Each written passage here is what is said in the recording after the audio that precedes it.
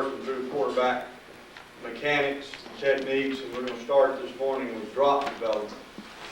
Then we get into some sprint techniques within the drop development. For those of you that have looked at, wanting to know something about sprint, we're not a sprint pull-up team. We do some sprint. We're not really a sprint team.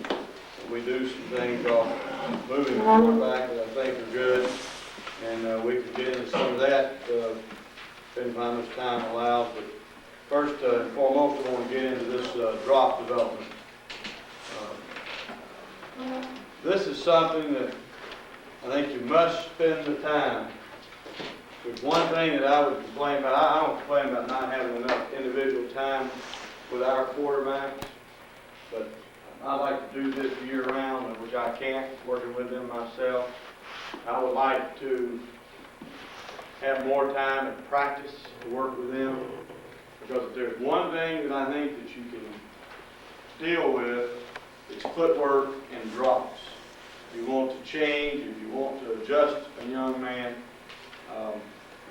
that's the area that you can improve in the fastest.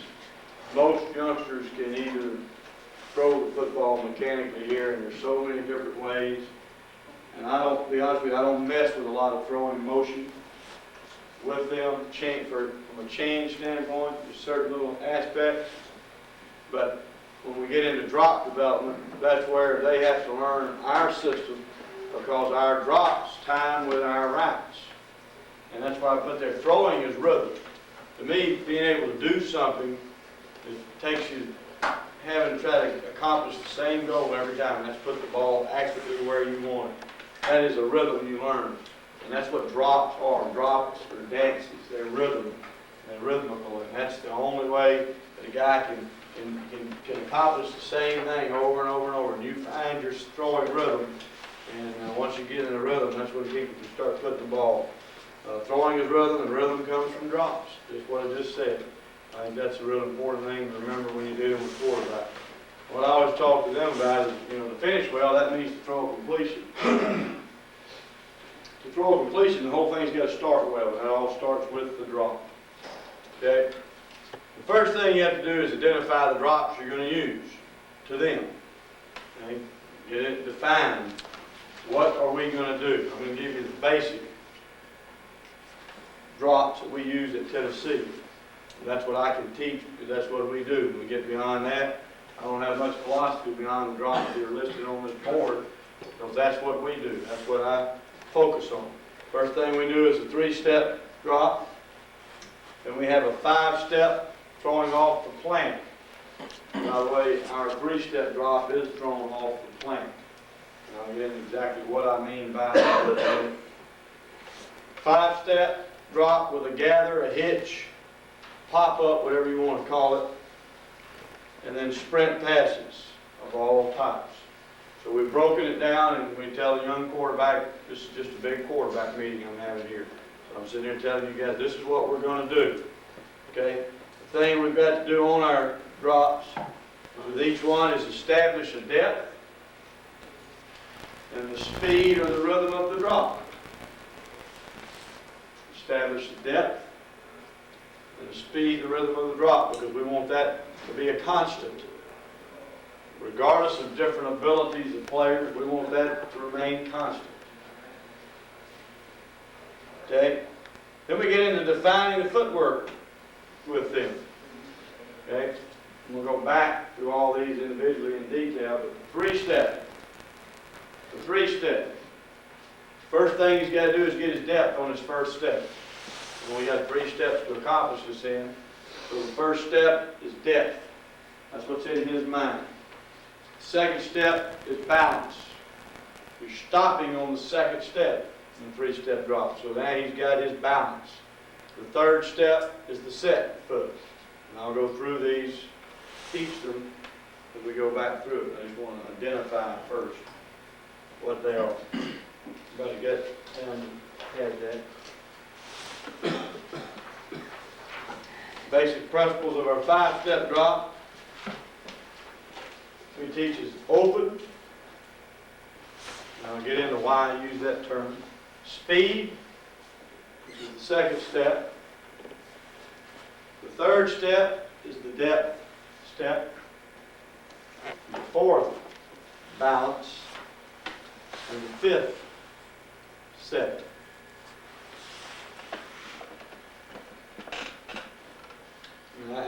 Again, this is where I want them to learn the progression of what we're doing. In our sprint passage, we have basic sprint. We have an open again.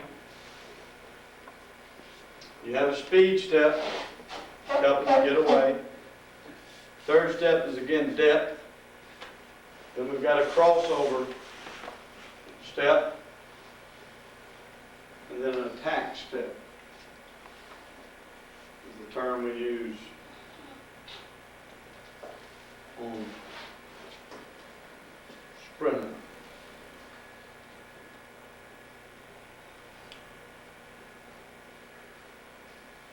The upper body. All right?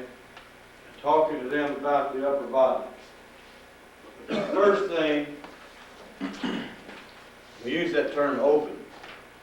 And the reason we use the term open is we take the football, and I want them to think about open. I want them to know I want to maintain an open shoulder with my front shoulder. So as I go, the first step, and I'll talk about the first step, meaning all of them right now. The first step, I do not want back behind my left foot, because that's naturally taking my shoulders and turning my shoulders. Okay? To where it's hard to pop it open. That's an awkward position.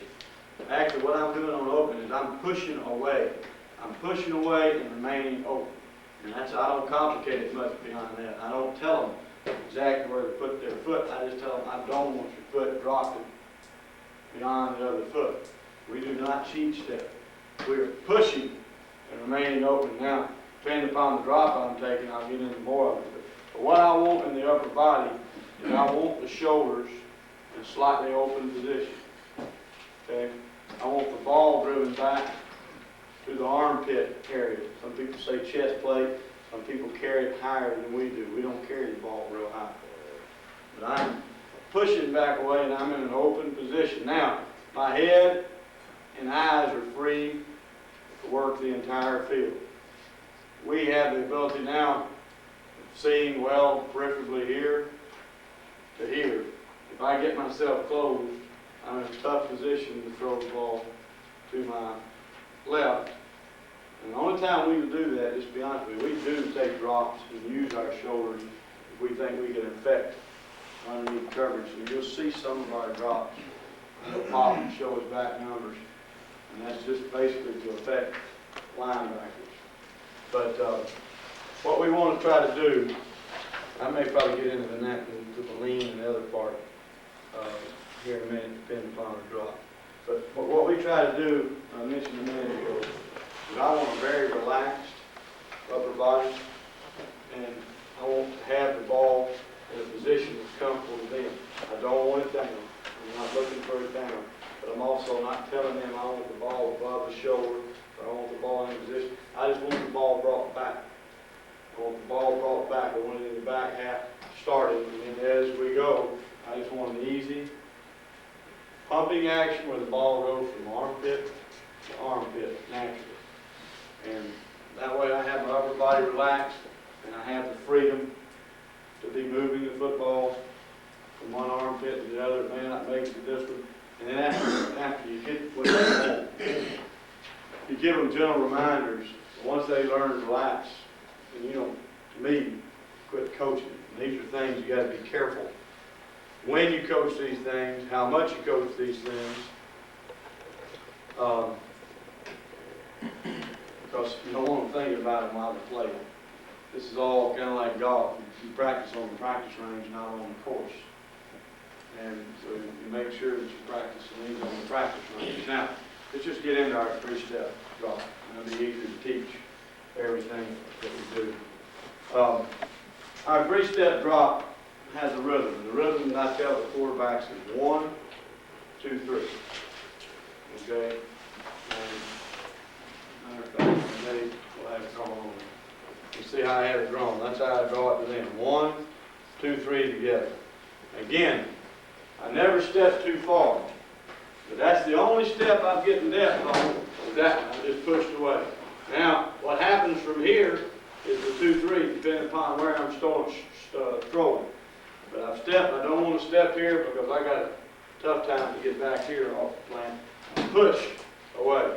Okay, now on this particular drop, I want to keep my shoulders more parallel. I don't want a big lean to push getting away. As I take the ball from the center and I get here, I want to stop that shoulder open, but I want to maintain a position to be almost ready to throw the ball. And on 2, say I'm going to go right here with the ball. On the second step, it's just 2-3. And now I am in position. And one way I get myself back squared is that I will get the ball driven a little bit harder here. And now I'm in a position to throw the football. Okay, I'm in alignment to throw the football. Because I'm going to throw the ball off the plant, and I want to be aligned. So that's what 2 and 3 are. 2 is balance. 3 is set. What I mean by set, you're set and aligned to deliver the ball. So throwing to the right again, 1, 2, 3, and now I'm ready. And 2, 3 are just almost a pitter patter. We're not way off the football. But the first step is gathered my depth. And I'm not sure if I've got any game film. I've got some drop in film we'll get into in a little while. But that is throwing to the right. The only thing we do different than a lot of people is throwing to our left on a 3-step drop. There's 2 ways to teach this, and the way I teach things is the same step, back away. I'm in the same position. Now where I get into is the balance step and the set step. And the balance step is going to be back away from the target line, and the set step is going to be back away. Where I just came from the center area, I'm not offset much. You have to be careful with protection. But I am aligned right now to throw the ball right now off the plant. And the ball is there. So again, it's here, 2, 3. And now I'm offset maybe a half yard. Certain people go 1 and then straight back 2, or step back 3, and then step here 4, which I call a bucket step. A lot of quarterbacks like what Troy Aikman is using right now. Just takes more time than what we want. Our passing game, our 3-step game is thrown on time. I mean, it's on time. It's 1-6, 1-7, and the way we protect the thing, it's got to be thrown on time. You can't hold the ball. So that's, unless you've got questions, that's the mechanics of the drop. You don't back out, throw to your left. Have you ever done that? We don't know we're going to throw to that every time. We have things that are going on. He may come here and think he's going to throw right, and by that time, he comes back and has to step this way to get off. And we also don't back out, period. So I don't want all of a sudden to be standing off here. Plus, I think it has a tendency to get you too over. I want alignment every time. We're taking in football and we're getting it so quick, and we have to work hard. It's lip service to say that you're going to that's an easy throw. That's not. This is what a guy's got to be able to do to play quarterback in Tennessee. If he can't execute the quick game, if he can't throw that accurately and throw it on time, and I mean accurately, something on the ball, he can't play quarterback for us. And some people struggle with that. And you want to talk about, I'm walking through it. And it's hard for me to give you it in here. I need to snap it to rhythm. I mean, it's like that and the ball is gone. And we're all set throwing the football. And it's a sudden, it's a 1, 2, 3 ball. And it's quick. You're getting the football, you don't have much grip time on it. Yes? I missed your first hour last night. When I walked in, I heard you say something about the exchange. I noticed you demonstrating there are no false steps. It's just straight back off that left foot. Right. We push up. What do you tell your kids as far as securing that exchange right in the center, whatever? Are there any other We don't follow in with a cheat step or anything Nothing else. like that. The guys coming off football, we're gonna follow the center. We're gonna have, to begin with, a little play in our arm. Just the We're not hands. gonna have a straight locked out arm on the snap. We're gonna have a little bit of play, and we're just gonna follow him.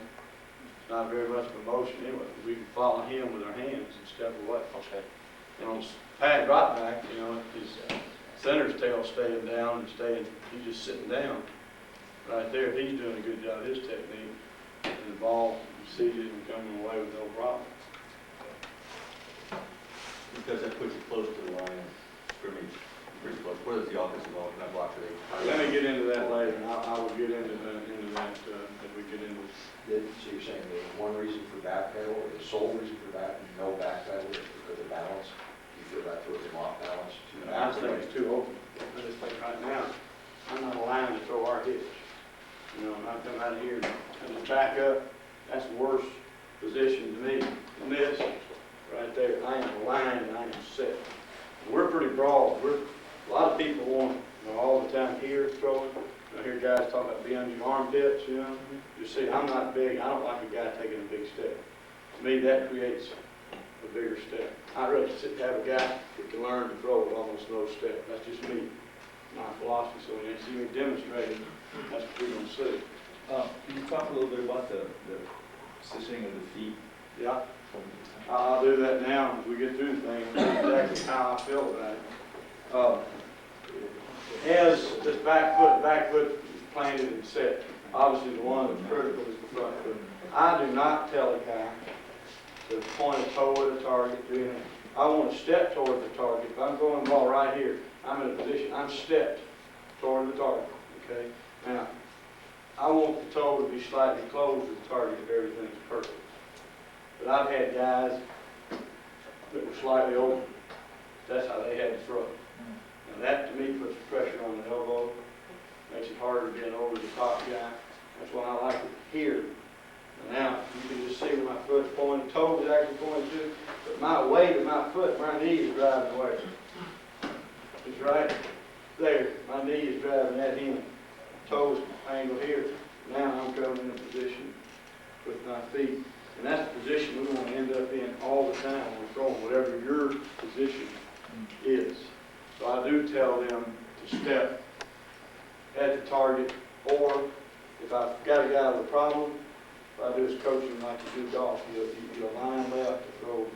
That's what, a guy with a little bit of problem, I get him more open, about 6 inches open to the target where he can fall through. People that can't transfer their weight here. You know, see, I'm not stepped it. I'm stepped right there. That's how I threw, and that helped me with upper body. You're not a big, strong guy to throw the ball hard. You got to find a way to throw it hard. Well, I had to close off myself and torque my upper body to throw the football hard. Now, I don't know if that makes any sense. Anybody else got anything to add to that? Any thoughts? Because there are a million thoughts on this. Again, I'm going to reiterate this. If it's not broken, don't fix it. Don't mess with kids too much with this. Or you'll have a mental case on your mind. And he'll never be a quarterback. I can promise you that. There's too many other things to think about. Let me just say this and drop it up. What all this about that I'm going to get into. You coach your quarterback from the neck up and the neck down. And you coach them separate times. You're just working on the neck down. And there's times you're working on just the neck up. Most of the time you try to push the drills together where he's having to do something with his eyes and his head, and he's not even getting a chance to think about this part. Because that's when it becomes football. So you work on the mechanics of the body, and then you make him forget the body and see if he can maintain the same thing, having to make a decision. And so every drill we do is done with that in mind. Separate from the neck up and the neck down. And I think that's critical to remember when you're teaching you guys. So on your push off with your left foot, or right-handed, then you had a kid that came in and was delivering, doing the right things, and he had a false step coming away from center. I get him out of it. Technique for doing that. You just put your weight inside your feet mentally. You know, try to get him off. I mean, if you put your weight inside, then you got more control on the legs and will actually feel the sensation I may get him up a little bit off his heels on the ground. I don't want their heels off the ground. Some people do different things. I don't want these guys that have to do what Bernie Kosar does. A cock step back, that's just giving in to Bernie Kosar. Just making it easy for him. They can do that. We'll coach them out of a false step. In our pass protection schemes, when we've got guards stepping in there, that's just a good way to get you stepped on when you leave that foot in there. You've got to get your foot out and get it away. Another thing to do is, if a guy gets too wide, sometimes they have to step back under themselves to get out, narrow their base a little bit, where it's almost uncomfortable, where I make them have to think about pushing and getting away. Just narrow their base, they'll get out of it. But I don't teach a cheat step. Somebody may tell you a better reason why to teach one, and I can tell you why not to. It's just what I know. My background was option, so I know there's no false steps. So I know you can step off either foot. If an offensive lineman weighs 320 pounds, can step with his left foot going on his left and be disciplined, not a false step. I certainly hope the quarterback could do the same. Anything else about the three-step? Okay, get into the five-step. There was one other thing you mentioned it. What is his depth on that three-step? Well, our depth, that on the three-step, Yeah. it will vary according to that guy's ability to look. Okay? And his size? But, yeah, because that one is not as critical as protecting a throwing spot, but we have to have enough depth. So all I want to do is I want to get a pretty good yard push or so with that first step, and I don't care if it's 7 feet and throw it from a yard and a half from where they were aligned. From the ball, we're going to generally be about 3.5 on that, somewhere in that range. They're relatively shallow. Take this down here.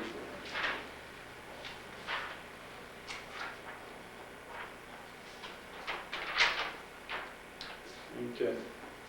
On the five-step, when you're throwing off the plant, that is the one time I worry about a guy not getting enough depth, because throwing off the plant is a momentum changer.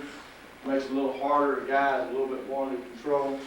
But with the five-step, I tend to teach them to open with a little bit more body lean. That does two things. That gets me away, and you see how my shoulders now drop, and I'm driving back. I'm driving back where my front shoulder's higher than my back shoulder. On the three-step, I don't want that, because I want to be able to be in position to throw. But on this one, I'm going to say this too, it depends on the type of play. I showed some other things we have to work on. But I pushed away and I'm driving. I've got some natural body lean. My body lean is back. I've taken the ball and I've brought it back. The second step is speed. All I'm interested in is getting things going. So that step, I want that to happen. That second step to be quick, coming over there. On the third step, after I've hit this position here, the third step, I want them to reach a little bit. Well, reaching does a couple things. Reaching starts bringing me back to a more parallel position. Okay, I've reached. The fourth step is balance. That's starting to stop. I'm trying to stop on the fourth step. Where the fifth step is hit, and now I've driven the ball in a position to come from the throw. Now I'm ready to throw the football right off the plant. So I don't really have room in here, but 1, 2, 3, 4, running out of my rhythm room, 5, ball. Now, ball now. On that, same drop. If you don't get your depth by your third step, you're not going to get there. The thing I like to use with football, I mentioned it before, and I mean, have you ever played shortstop or second base in baseball? They get the ball in a double play position. You get the ball quick, and the ball's coming to you. You want the ball right there where it's in the throwing position. So we try to really work hard during that drop to get that ball up in the double play position where on 5 I can come right now with the football. And I think that's a good term. A lot of those kids are baseball players and understand that. It teaches the shorter stroke. Going to the left, we will do the exact same thing in Tennessee that I was teaching them on the 3-step. As I get back on 4, it's 4, 5. Now I'm in a position to come with that double plate and take the ball right now. It's kind of like catching it off the plane. You have to deliver the ball. So we're going backwards. Boom, that's the rhythm. You know, it ends up, boom, that's the rhythm. And it's a rhythm, it's a dance, you know, and you kind of just got to feel it. You know, that's the end of the drop. And we'll do a little bit of end. I'll toss them the ball and I just take it. Toss them the ball. They just take it. And that's the end of the drop. Boom. And now I'm throwing it off rhythm and accurate. What kind of pattern is going on this slant? On flat throw or outs, You're out for the most part. deeper slant or? Some.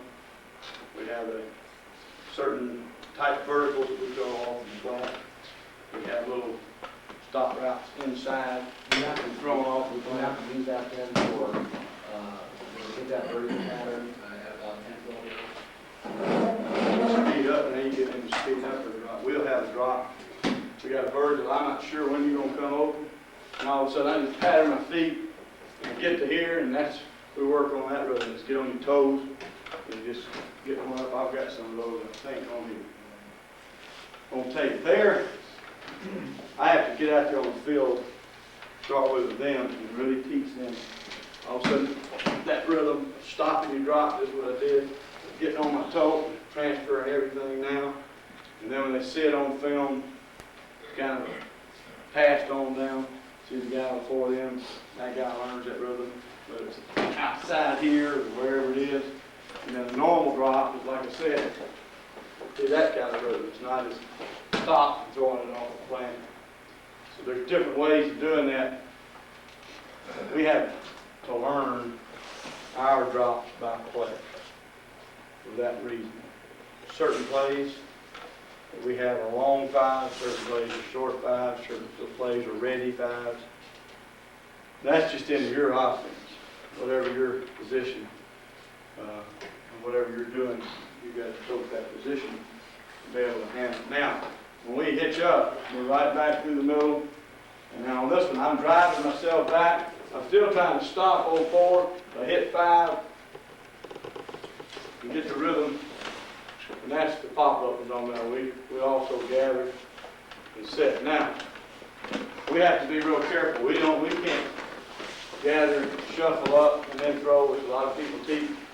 Iron Depth, Tennessee, we throw 5-step drop from, it's 5.5 to 6 yards from the ball. That's as shallow as you'll see anybody in America throw the football.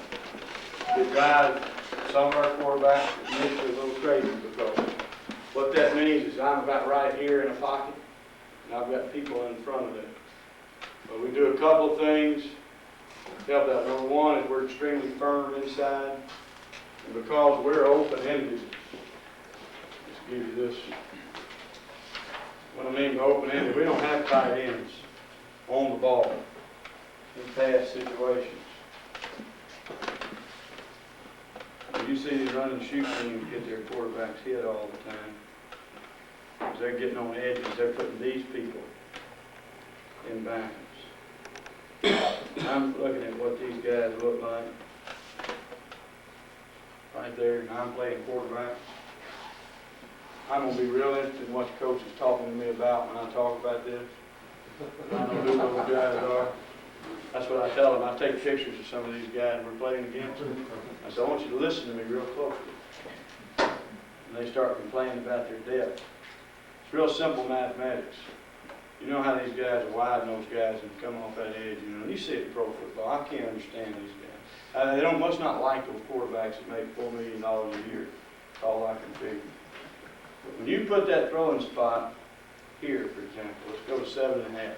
I see pro teams that put them back there and take those big looping 7-step drops.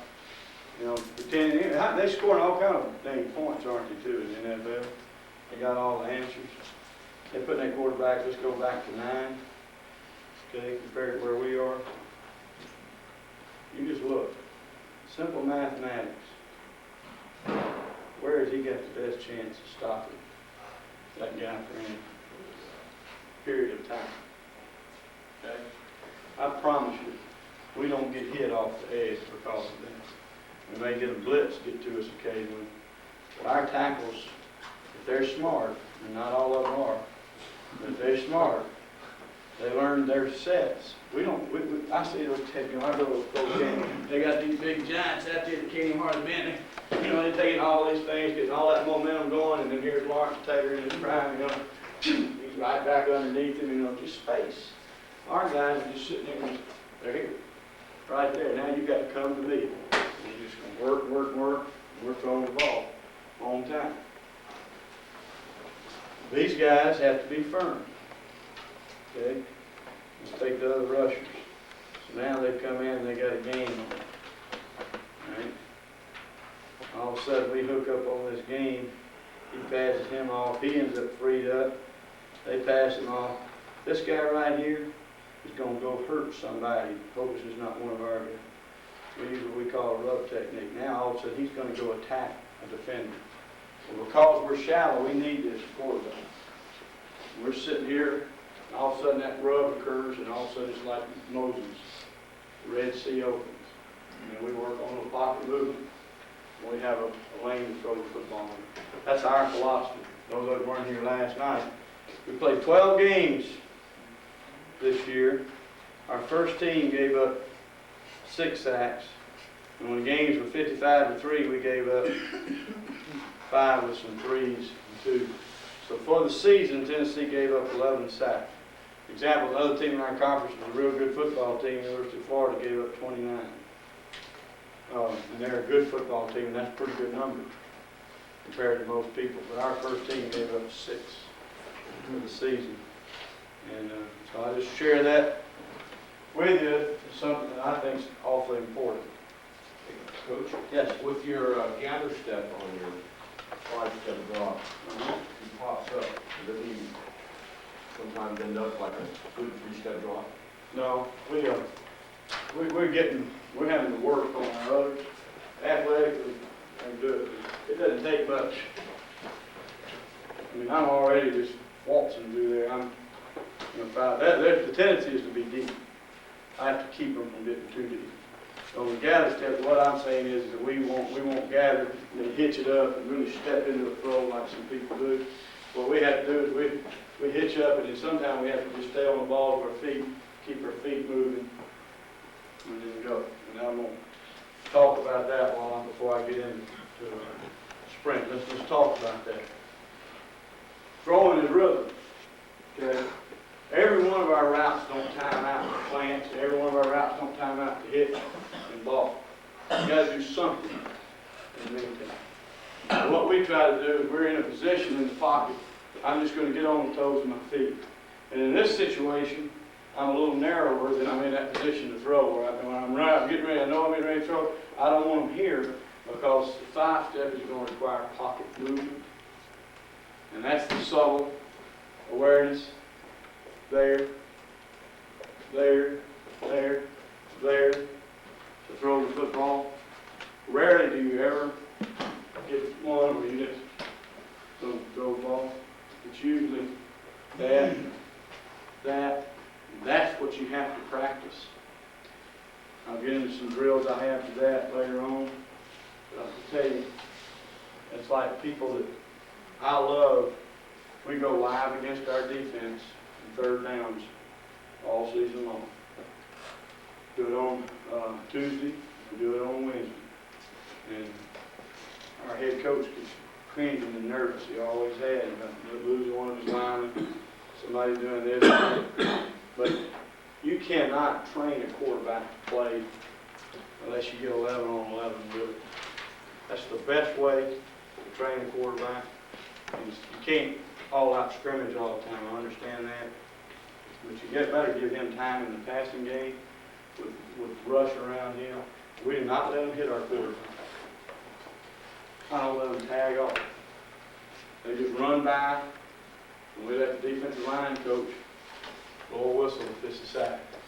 And what that does, I rather that than the offensive line coach, because the defensive line coach is going to be embarrassed on film the next day if he's blowing that whistle and it wasn't going to be a sack. So usually he's more reluctant He let the thing go where like a quarterback can get into a movement type thing, but it's kept us from getting people hurt to have a whistle. I'm not gonna let them hit them, and reason I don't let them tag off is for the fear of that follow through and hitting that hand on the headgear. Because I've had one that did that, and we lost one for a game. So we really make an issue with that. But we have long fives to where, when I mean the long, not long steps, it's just a different rhythm, slow down. Where on the ball, I've got a deeper crossing route on, I don't have to hold it as long, and I learn what my rhythm is. And we have, like I said, 5-step plants, 5-step gathers, long fives, ready five. And what a ready five is to me, is that depth step's not going to become this big factor. I'm going 1, 2, 3, and I may have to, on that third step, pattern 4 and 5 and deliver the ball because of part of what's happened on a particular read. I've got, I think, pretty good examples of that with me. So that's, yes, Your 5-step plant, you can have 80% of your weight on your back foot. coming at the end, you're talking about? Yeah. When you get to the back foot, I don't know about 80%, I have never figured that out. But on the plant, you better be stopping on this step. Right. And you want to eliminate as much as you can. You're going to hit it. Right. I don't know if it's 80% or not, but at that time, it's got to be, you've got to have just, and this people can do it or they can't do it. As far as I'm concerned, it's kind of like hitting a golf ball. When you hit here, you've got to be able to transfer your weight. Some people can and some people can't. Some people can't make that happen rhythmically with their arm. And I don't know how you teach that. I mean, to me, they can do it or they can't. I've never thought of a percentage or anything.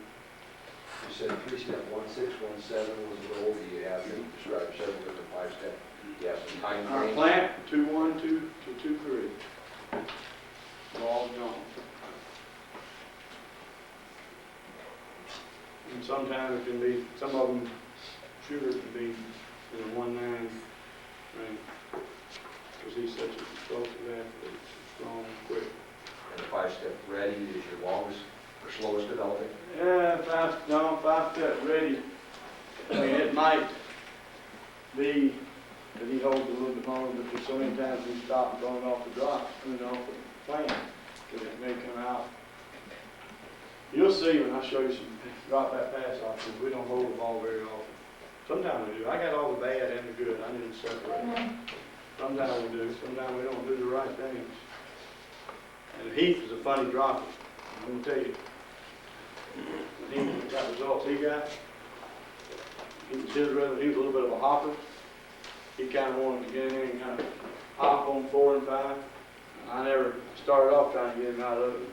He could throw a football left-handed better than I could ever throw one right-handed. I was pretty smart, I think, realizing to leave him alone. He's the best I've ever been around, by far. All right, sprint. Anybody else, anything else on 3 and 5 step? I'm gonna get back to some schemes. Have you ever done any separation stuff at all coming out?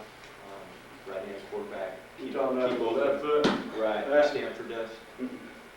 I think it's a pretty neat thing for me, but I don't, I worry too much about the snap and some other things.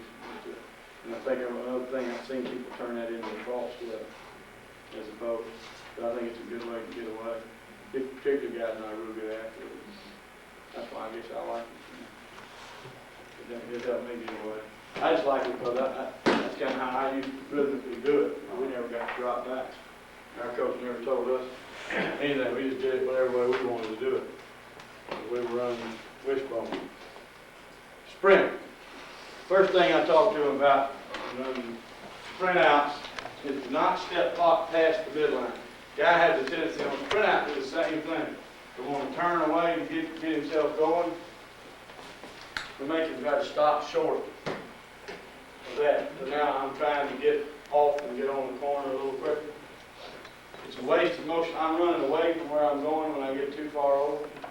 That makes sense what I'm saying on my feet and the way I can see me.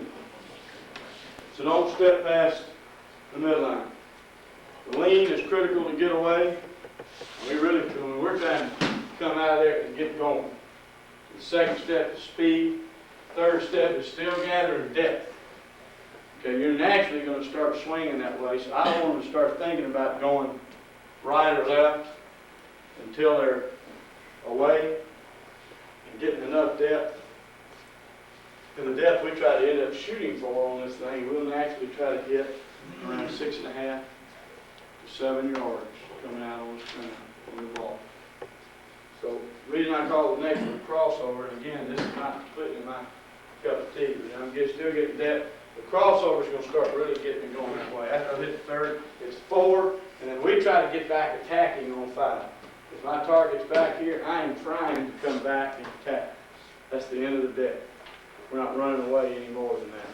And then we'll end up oftentimes throwing the ball on certain routes we got on time. But now, they chop their steps. Some of them go after that 5th, 6th, 7th, 8th, 9th, you know, and throwing the ball.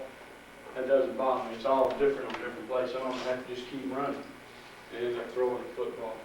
But our basic sprint, we just control the first 5. We try to sometimes throw the ball off the 7th. And after the 7th step, now we're just stepping and throwing the football. Yes. How wide do you get behind your tackles, and do you, once you get to that point, do you come forward or do you keep going outside? Well, we're coming downhill. We're going to break and try to draw it better. Show you, I don't know that I've got any sprint tape with me. Show you exactly what we do.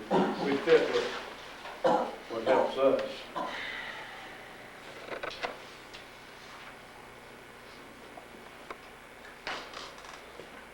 Okay. For example,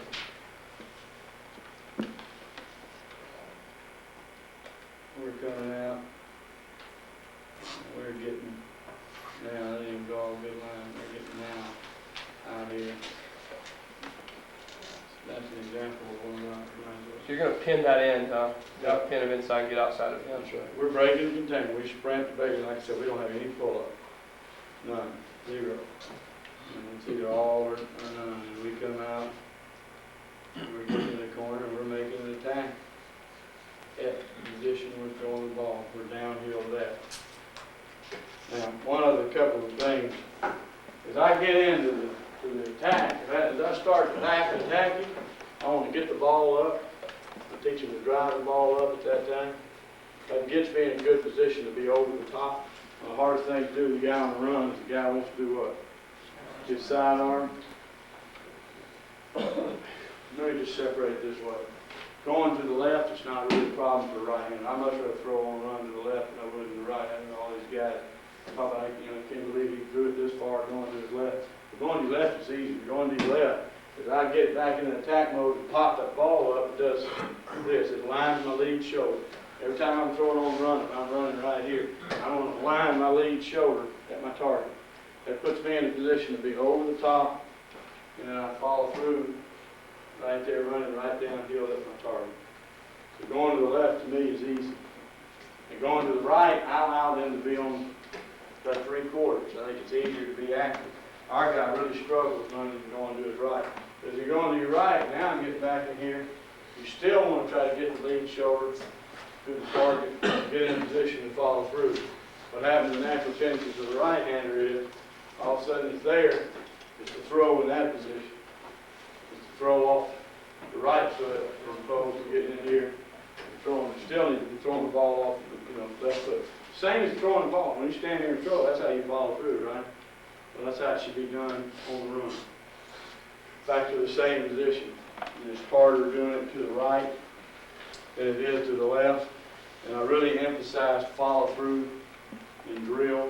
And I'll get to the throw more. I'm trying to do drop and separate drops and throws as best I can. I got a lot of throwing stuff. But yes, could you go through that again? Going to the left, we open the same way. 1, 2, 3, and then 4, and then 5, and as I'm coming back into the thing, I'm into that, I'm going to get that shoulder, pointing lead shoulder right at the target, back downhill, following through. Same process with the feet. I wish I had more room than this. Right there, the position I want. Do we come to like a stop? Turn or these long runs. Just do it, just like what I just did right there, we'll do it, I make them over, we have a little warm-up drill. I say, I get to tell them if going on a run. They know what that means, I want to just throw. One of the things I will say about throwing, I'll get into this later on, I think I've got a thing on throwing. Throwing off the run, you sprint, and you're going as hard as you can, just before I throw the ball, I relax. Watch anybody that throws well off the run, you'll just see, you see them working day hard, and all of a sudden, their body just relaxes. That's what you want to relax your body to throw the ball. Like playing golf. Give you a couple of comparisons I use graphically. If you're playing golf, I've never seen anybody that can emulate the same swing, being tight, you get to it as you can. Whatever your rhythm is, you're sitting in there, and you're here, and you just got a natural tempo. And you relax, and you hit your golf ball. Just like when I talk about alignment and relax, but my alignment, my lower body's dictating what's going on. By offsetting right here, I'm in a position of alignment. And anytime any kid gets here and has to swing his foot a long way, whatever it may be, without all that motion, you better be a perfect athlete. If I'm going to take it and have to step and throw, that foot has to get on the ground at the right time. If I'm already set to throw, now there's a heck of a difference. Now I'm stepping to throw, that's a sway. That's a potential sway. I'm having to step to throw. In golf, anybody plays golf, if you start swaying, there's a difference. You start moving, all those moving parts. You want to be relaxed, but again, what happens? I'm relaxed up here, but my body's firm in here, and I can hit a golf ball all day firm. You get to swaying, there's no way. You see people doing that, you start swinging those hips, they're in trouble. I want to play them for money. I think that's something else about the draw that is critical. Any questions beyond that? I mean, I'd rather answer your questions as we go through these things, as opposed to getting into these drop drills. Okay, we do these in the off season, and I do some of them when I'm doing my practice planning. I do believe in fundamentals, and I do some of these things with the quarterbacks during the season and alternate quite a few of them. Spring practice, and if they do these, they're doing these on their own right now. First thing we do is the speed step drill. You know, one of the most unnatural positions to do is when you're in a position where everything we do with the ball. But one of the most unnatural things to do is cross over. And that's why we do agility drills, carryovers and different things. For the quarterback, you can do a speed step drill where he's just stepping and going crossover, getting the ball in the particular position, and just put a dot back behind him, where I tell him to stand right in front of the line and just reach, touch the line, get your head on me, and we'll time it, 15 seconds, how many reps. I like competitive drills. We just boom, boom, boom, boom, boom. So it takes 15 seconds. I may have all of them going at one time, and I got a manager or somebody else counting. We'll see who gets the most in. They have to touch the line. Or we do a drill called hammer time.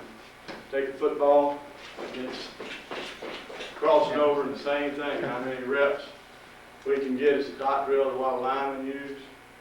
And we just call it hammer time, MC hammer. And always with the ball. And that's to satisfy me, that speed step. And I believe in those things. I believe in agilities. And I believe in getting better. So when you go 2 lines apart, 20 inches apart, that's more of the hammer time, where you're trying to cross the feet. So I do them both ways. And then they're trying to get their feet back on those lines, doing that crossover. Make sure they're on the balls of their feet. You handle upper body control by giving them a football. We do this in our morning running program. We got a couple of those kids, linemen or different young guys. They got their upper bodies going everywhere when they're doing this kind of stuff. They don't even know they're doing it. And the quarterback can't do that, so I give them a ball. I can't do it in all season. Our off-season workout, they can do it in all season. And the biggest thing there is speed. That's what you're working on, speed step drill. So it's speed, so it's time on how many reps. Speed first and foremost. Then we get into the depth step drill. The depth step drill is the same basic thing. Now you're going to take a line, it's a 3-foot line, and you start crossed over, and you're reaching for the line. All right, so I'm in that position, I'm here, all right, gotta get a little bit more over there. And now, stepping, and they gotta come back, and they gotta hit that line every time. We're learning to reach and maintain that position, and how many times they can do it in 15 seconds. Depth step drill. And again, the guys, the way I coach, these things are going like that. It's amazing what you can get accomplished if you use 5 minutes. And I mean use 5 minutes. Name your drills. Once they start doing them, you just call the drill and you say, ready, go. And they should start. And now, at the end of 5 minutes after we've done drop drills and footwork, quarterbacks, I mean, they're breathing hard. I mean, it gets to them. Carriage drill. We'll do this real relaxed, but I want it real relaxed. We'll just go from the sideline to the hash, on the line, and we're just going 3/4 speed, just straight back. I'm sitting over there looking at that lead shoulder, keeping it open, not letting it turn, making sure the ball is on a smooth pendulum. They're just all going together, making sure the ball carriage is good. Extended period of time to see if things start breaking down. Just again, just doing it without having to think about it. How far back do you go with that? All the way from the sideline to the hash. Yeah. When you're doing that, Straight back, across the field. Right.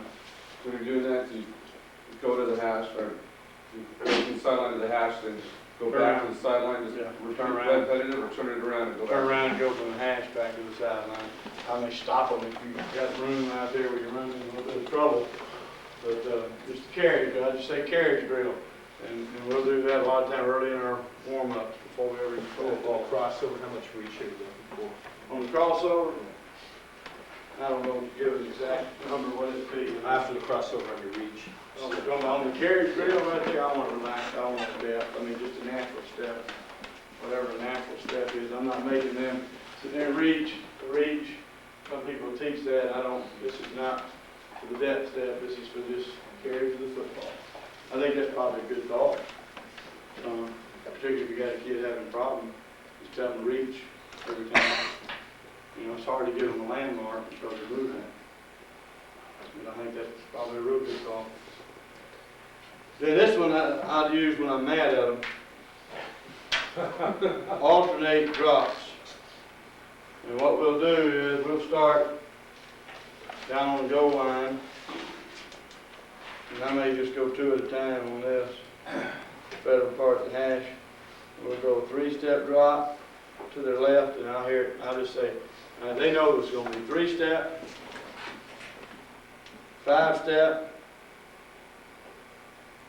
Okay, well, let me show you. Take a 3-step drop. They take a 3-step drop, then that 3-step drop. I say, ball. They don't throw, they don't ball. They get lined up, and I say, and I'm doing the snap, go. Then they take their 5-step drop, set up, ball. Then the next one's going to be sprint. And they turn sideways on the hash. Go. And we alternate the drops. And it's done fast. So in other words, he turns, drops, faces this way, drops, 3-step, 5-step, sprint, 3-step, 5-step, sprint, all the way down and all the way back, and it's fast. I mean, I'm sitting there, I don't have room to emulate the rhythm of it. 1, 2, 3, ready? 1, 2, 3, 4, 5, ready? 1, 2, 3, 4, 5, and I mean, they're going. Then they come back. Same thing comes back. Are you doing that individually, or are you doing that all of them together?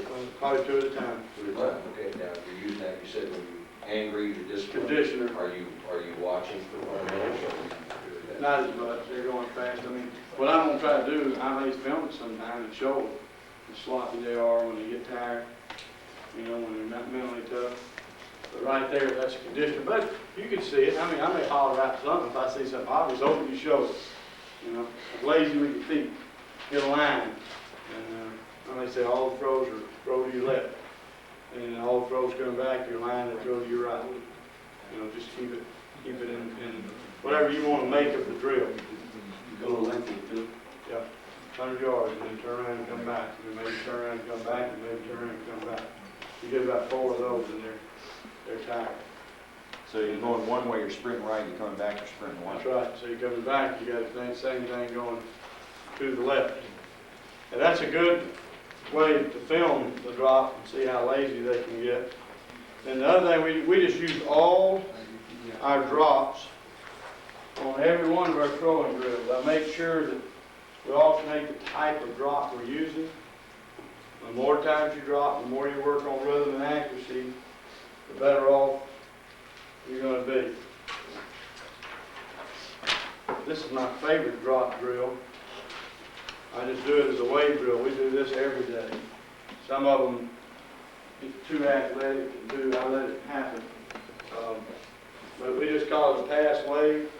And again, it's just, again, a reminder of what I said earlier about separating from the neck up and the neck down. This is a good drill to make them visually do something. I may get now and then in front of them, or I may get different places, but I'm sitting there and I'm telling him to go. He's taking his drop. And he's watching me from somewhere, wherever I am. And now I'm moving just like a wave drill. I'm sitting there and he drops, hits his 5th step, here, here, here, here. And I just maybe sprint out. Or here, here, here, ball. You know, and anytime I'm doing any drill, any drop drill, they know that anytime during that drill, and remember I told you individually where am I coaching from. I talked about this last night. From in front of them, I see their eyes.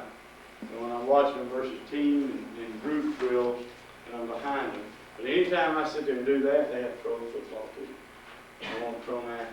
Because what happens is, in this pass wave movement, anytime a picture should have been taken in the middle of your movement, you should look in a position to deliver the ball.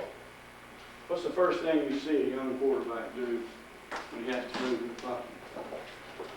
Drops the ball. Drops the ball, gets completely out of position. Then a guy comes open. And I got to reload and throw the football.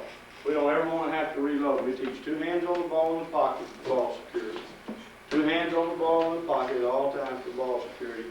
And as I hit that and do that pass way, picture's taken, I'm ready to throw the football.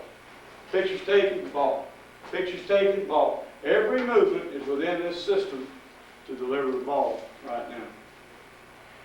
To deliver the ball right now. And that's the best drill for me to do on a consistent basis. And what they have a tendency to do, particularly 21, our guy, he really wants to get running and moving. He likes to be proud to cover more ground than other people. And I do that some, and I do it where it's shorter, tighter movements. And I usually let them know.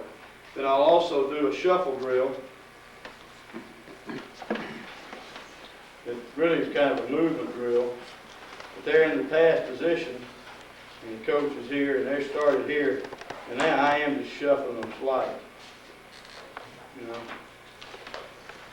just kind of a little movement could happen any way. I do a little movement, and I want them to just shuffle, shuffle, shuffle, shuffle, shuffle, shuffle, and just working on the shuffle part of it. And I think that's really important to work that drill. I think it's really important to be in front of them on their drop and asking for certain things to happen visually that force them in to a position of having to use their eyes and use their heads, and then at the same time work the mechanics of the drop.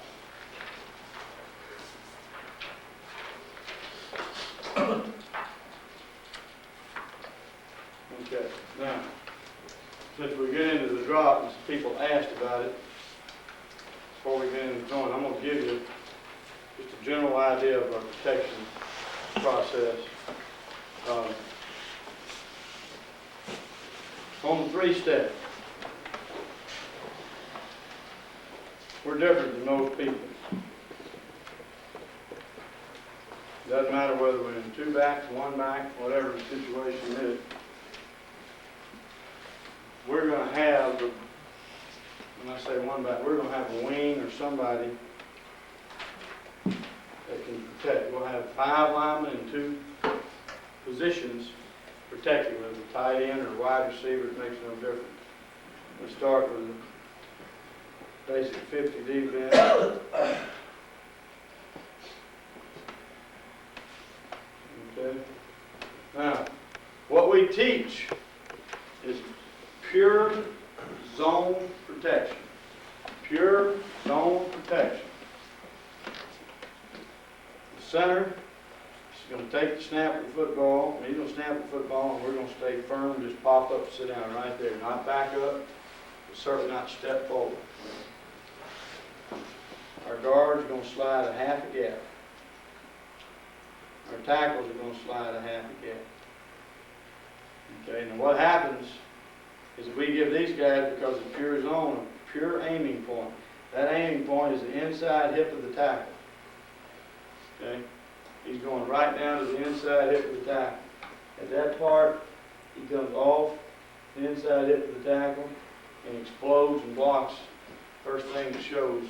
Splits, or how wide are your splits here normal? About 2 feet. About 2 feet. They cheat them sometimes.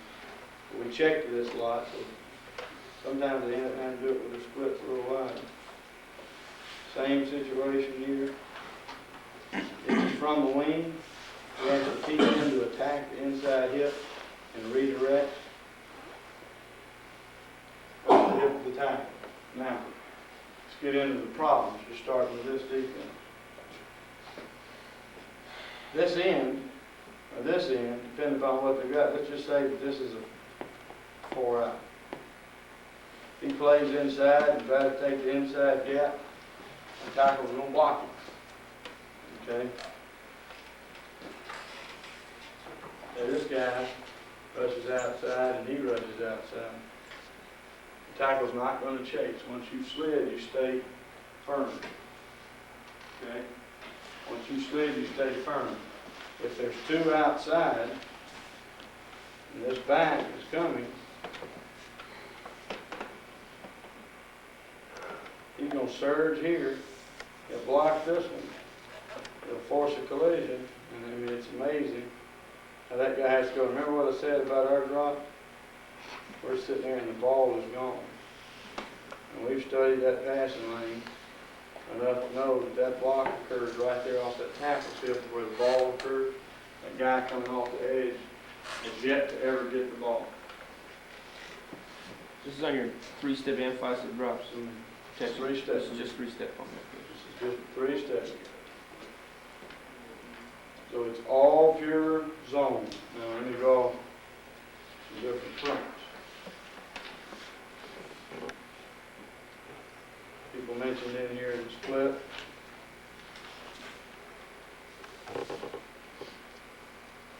Look. Okay, sitting there, we see that basic front right there. Center, if he gets, say, a 1 technique, regardless of what direction is called, he may step to the 1. This is a 3. He's going to slide. He's going to slide his half gap. He's going to slide his half gap, and they're going to do the same thing. Same surge. Where now, they did that and that. It's pure area. They go here, and he comes here. Pure area, and we're surging inside out. If that guy runs from us, we're forcing him around the corner, and again, 10-point throwing lane that you're throwing into, and you'll see. So the most critical thing is when we slide, we stay on line. Don't go forward, but don't back up. Can't back up any. And we build a wall with no penetration, nothing in his lap, and we're aggressively punching, hitting, doing whatever we got to do with our hands to get our hands down, because we're not cutters. What you'll see them do, they'll slide in there, and if the guy jumps, they're going to hit him right in the nuts, is what they're going to do. and they'll get their hands down. You just watch our own defense. Our own defense wants to jump and batter them down, those kids won't jump. Those backs will go gore them with their headgears, if they're doing it outside, and the tackle's gonna hit them in the nuts with their fist if they jump.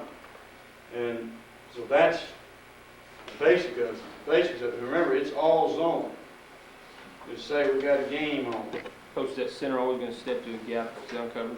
He's gonna step to one technique One or technique. slide. Okay, He's just gonna take it just a jab. what if you got what if you got both guys playing a 3 technique, which He's gonna sit right there or go to the call. You got a call, we have a right or left call where we think we're gonna throw the ball. And goes to that call? he'll just say rip to this guy, and this guy knows he's gonna step right there. Or he may say live. But when I say step, man, that's that. That's it. That's all they've gone. Do you ever refer to your scouting reports and tendencies of what they're doing defensively and what he's gonna do? Son? Good. I mean, if they had a stronger. That's the offensive line coach, sure. Offensive line coach has no problem with that. And if he has, we're playing a great lineman, our uncovered lineman, we're gonna look him up most of the time. And that rub technique we're talking about, that's who they'll find. But say we got a game on, right, that'll be picked up zone. There is no man protection. You have to remind them that. It's zone. And you work the little games and you work the things people do to try to stop it. So this protection, the passing game and this protection for us, the last, I think it's 4 years now, has been at 81% completion. And it's averaged about 10.4 yards per completion. So I consider that the best play in our offense, to be honest with you. That single back though, that's going the inside hip of the tackle, his normal technique is not to cut. Is that what you're saying? You know, we cut. Oh, he cuts all. Yeah, the linemen don't cut. The back cuts unless we have something special called, where we know we're gonna hold it just a second. But the back is he's in an attack mode. He's in an attack mode, and he is anything that shows off there, he's attacking it and cutting it. Now, the one problem you have, sometimes those little tackles slide in there and they want to get back out here to a guy that's on the edge, and you end up with a chop block. You know, you got a guy's hand on him and the back comes. But once that tackle leaves him, he's just going to leave him. If he's bumping into his side, and those tackles hate feeling those backs coming in there. So usually they'll kick their leg back out of the way. But if once I got a guy, if I slide and I got a guy playing head up and I slide a half gap as a tackle and he comes into me, I'm going to stay firm in there. I'm going to chase him back out because if he goes back out, he's not going to try to chase him because the ball's gone. Coach, had an eye. Did you have your fullback going to the right, tailback to the left? Up top? Depends. Doesn't matter. I mean, I'd want my best guy going to the left, right-hand quarterback. Like you said, where you think you can throw the ball if you can, be the best way to do it. Okay. When you're in the I formation, you think you're going left, you do that. Think you're going right, I do that, if you know. If you don't, you just have to live with whichever one. Where's We dictate. the weakness in this defense? I mean, in this particular blocking, would it be through the guard tackle gap sometimes? I mean, To be honest with you, I don't think it has one. The weakness, if anything, is protecting the edge. These guys right here, that's not going to be penetrated. I mean, those guys, I mean, it's a lot easier to teach now, guys, I'm telling you. We had people come in, we had a guy that came in from the Jets on our staff a year ago. He, well, we man protect, you got a man protect 3-step drop. No, you don't have to man protect 3-step drop. We've been doing this for 13 years this way. And we throw it as much as anybody in America. And once he got into it, you can't believe how much he loved it. Same thing with our offensive line coach. Well, they man protected all of it. You don't have to man protect it. You just teach a basic, simple principle. Then I heard the other day, we had another college staff visiting our office the other day on Thursday, and I heard our offensive line coach say, He said, boy, says, hey, when you do this, his own protected, he was in there bragging about it, so you don't hardly have to work on it. He said, my guys have got so good at it, you know, and he was complaining about it so much last spring. I stuck my head in the door and looked at him, he knew and grinned, he knew what I was talking about. But it's really been positive for us. Coach, do that rub on the three-step, or is that for the deep drop? The rub you were talking about where you... No, that's the big deep drop. I'll go through that right. Now, our cut protection, just basic principles of it.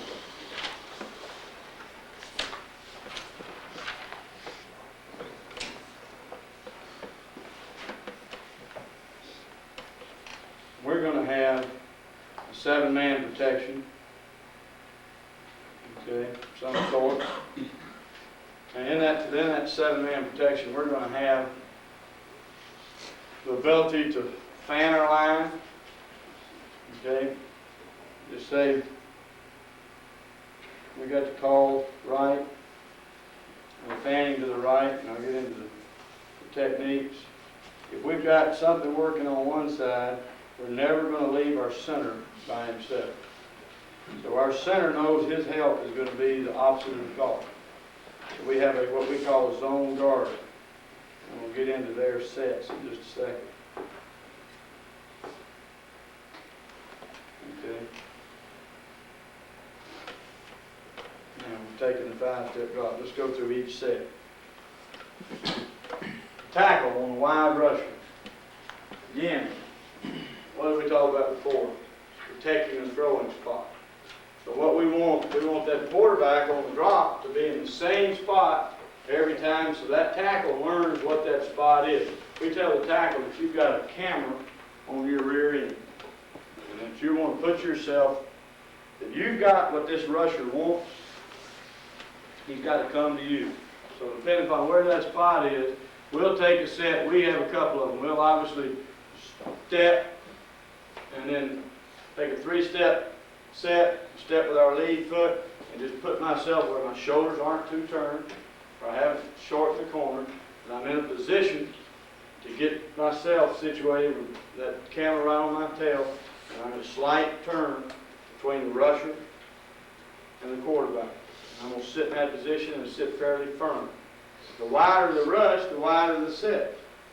And what you're trying to do is obviously get your outside foot to crotch relationship, get your hands involved, get in position to do it. Now, when we want to really go wide, we'll use sometimes what we call a kick step, where I'm taking the inside foot and kicking back to here where it's just 2 steps. Because I don't want to get a lot of momentum going.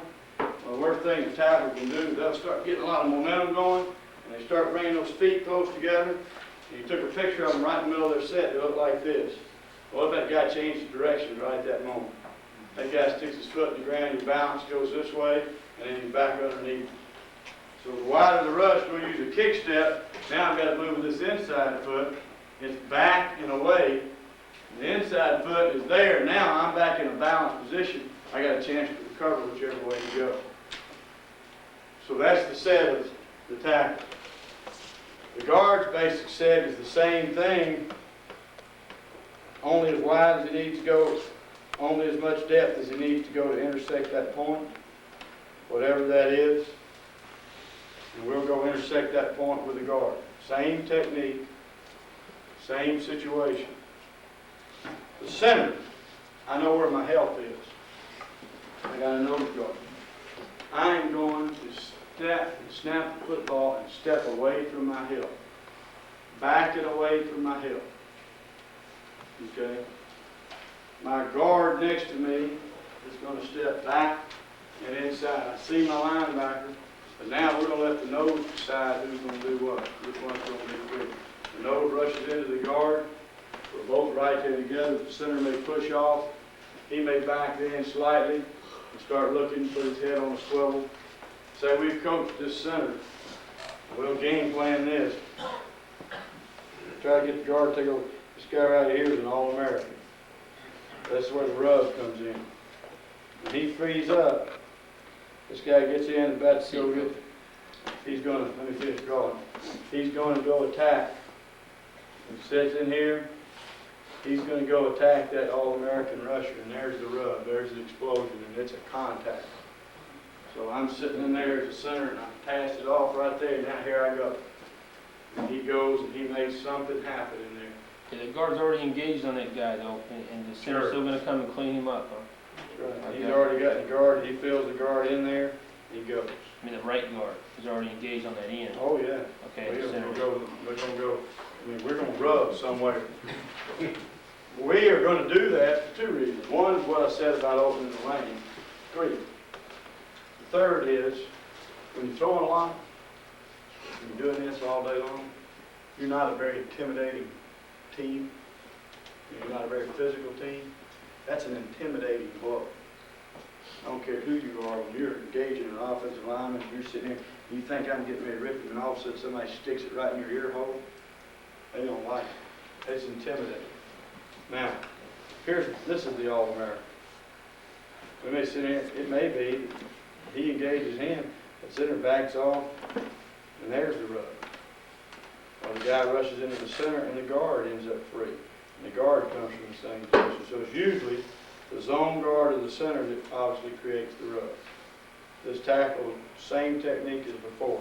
If the guy's tight on me, tighter the technique, the tighter the set. The wider the technique, the looser the set. That basic premise. Now our backs are in checkout mode, where they're checking and running their routes. Now one of the things that I think is critical is for a back to learn and sense and study hard. And we asked him to do this, and we set this up well to practice. Our running back coach takes time to really coach this. You can tell when you're not threatened, when there's no chance. And learning to be quick, check it out. Then you don't always have to be in 6 and 5-man protections and hot protection. You can utilize your 7-man protection, and they can just go. They make it look, people think we're just free releasing, and we're not free releasing. We're just reading your alignment, we're out of there. We're out of there. We're reading your alignment. This linebacker in 10 games has never come from when he's 5 yards deep.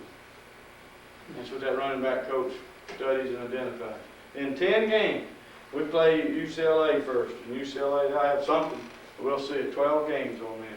And we get a 12-game scouting report, and in 12 games, this guy never came to the depth of 5 yards. Well, if that's the case, we're going to play percentages. We're going to free release him off that line. He's gone. Now, if he comes for 5 yards, he's coming for, we may stop and get back in there. I don't know if we will or not. But we're going to, that's what I call, we don't block ghosts. We try to gain every advantage we can. And if we guess wrong, we guess wrong. I like to consider myself a gambler from those aspects, yes. Could I ask one more question about that, Rob? Obviously, if the stud is the nose guard, then maybe that game you won't Those rotate. two are going to be just all over him. Yeah, and we've played some of that. But usually the nose guard is not quite as good a rusher. Mm-hmm. Usually people have the past rushers coming off the edge, ones we play. Those guards usually run blocker and a bull rusher. If he's enough of a good bull rusher, we have to hang in there with him and stop him. Yes, sir. If that backer starts stepping right up into A gap there, do you change your protection call or? Well, it depends. Depends on, again, the game and who it is. And people will do this. We've got a number of different ways to handle it. We're sitting here with the back being responsible for him. If people do that all the time, drop out of there and play games with you, then we will just ignore it, okay? For this reason, we don't want, so this is a great rusher out here. We don't want him, so all of a sudden they make a barnyard call or a solid call. We don't want him to end up having to block their best rusher every time because that linebacker shouted up in there. And remember, they're giving something up. They're bringing him up in there and you're trying to get back out of there. They're creating a sloppy drop for themselves, a problem. But if we do have a problem, we'll also have, we just call Heath. Call the quarterback's name, we'll walk the back up in there too. Our backs are always standing up. We don't have our backs down with the exception of rare occasion. We'll drop back out of the eye with the full back down. And then we have our tailback talking to him. I think somebody here was next. Go ahead. Hey, tell us briefly why you don't like gapping it down. I think I heard you refer to it as stepping on last night. You didn't go into a much, let's say five-step drop protection, everybody's gapping to the right or gapping to the You're left. talking about just running gap protection? Yeah, On instead of, drop back, right. because I think you create yourself some problems. I like to make a cut. When you do this, if you're running a gap or slide, we slide protect, that's different, On your sprint out series or No, something? we'll do this on drop back too. He won't slide, he's locked in. We'll slide off. You slide everybody one way and let your backs block the other way. A back will block that way. It's not, I don't know exactly what you're referring to, it's not sprint protection. No, just drop. Like you're Drop doing. back, slide protection. What's wrong, what don't you like about that? I like this, I like what we do there. If you're referring to this, everybody here is sliding, taking two backs and blocking off the corner like that, I don't like that. Because I'm asking people everywhere to be blocking somebody inside of them. When the throwing spot's right here, and they got two backs blocking people off the edge potentially, I don't like. Thanks. I love slide So it protection. moves your pocket to where you don't want it to be moved. You want that pocket to be there. We don't have a throwing spot. I don't like, that, but I love this. Anytime people are playing, we refer to overs as unders. It's weak, reduction weak, that's an under to us. And we're gonna keep big on big. Slide in there like that and have it protected some way. And we're gonna move it in, this stand linebacker. The line's gonna be blocking there. And that's a good solid drop back protection. But that affects routes. So you can't, you want to be able to go double with receivers, 2 and 2, whatever you're doing, and you're wanting the backs to split and then have the ability to take the third guy, take him strong or take him weak, take him through the line of scrimmage. So your protections have to tie into your routes. And you have to decide what's most important, yes. Now you have your check and release, and the previous play before this, you were showing release on both sides. Last night we were showing the weak side, 1, 2, 3 read route with a guy release to the away side. I mean, if I got my quarterback working the weak side, is there a reason, or would you tell that running back away from a three-level read not to release, just to stay in for extra protection? Or? Yeah, if we, that wasn't drop back last night, Right. but if we got a route, Yeah, clear and if we got something out right here, okay, we're gonna run a route over here. And we got 3 to a side. Depending upon the protection we're using, if this guy is part of the protection, then this back's gonna be working away. and he would not. And he's gonna check, and either we'll release him on a route, or either we'll put him in a stay position, just helping the protection. We may not come back over here at all as a quarterback. We may have the ability to. We do both on that. We make the decision to go both ways. Sprint protection. Our sprint protection is really very simple. Whether it's 2 backs or 1, we're going to leave 1 outside and have 1 for a scraper. If we get a 4-eye, we're going to block on.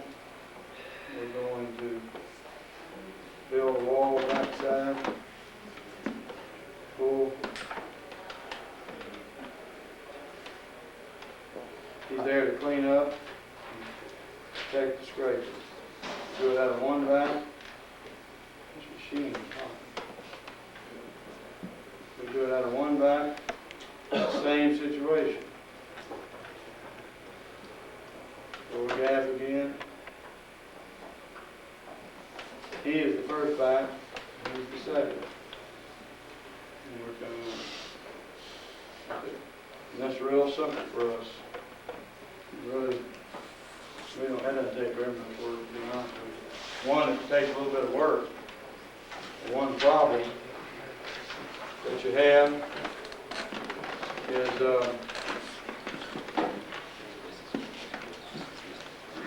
two rushing outside like that. Tackle doesn't need to chase.